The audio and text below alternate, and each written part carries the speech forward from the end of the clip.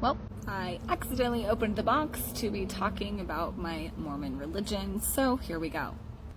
3 years ago, we were asked to study the priesthood, so I did. I doubled down, I understood the first vision, I understood how to gain revelation, and I wanted to know about my Heavenly Mother. Does she exist, and how do I know her? I took the principles that they were telling us to learn, I applied those, I sat in my basement and gained my own personal understanding of Heavenly Mother.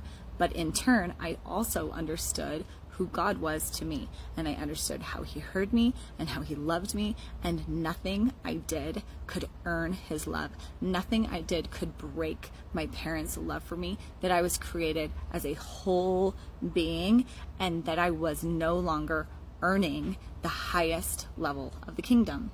And I thought, what an amazing truth to understand. Yay! This is definitely adding to my testimony. But then things started not making sense. Like, okay, well, if I'm not earning the highest level of kingdom, then why do I need to be going to the temple?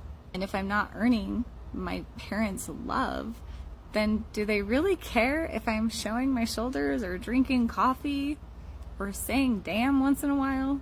I started seeing that how the belief that I was part of the one and only true church was making me judge everyone else. My parents always taught me to be kind and accepting and loving, and I feel like I was all of those things.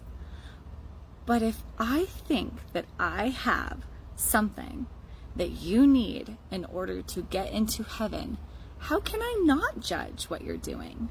Then I spoke to 2 women's groups at church, and I watched how they were estranged from their children because they didn't know.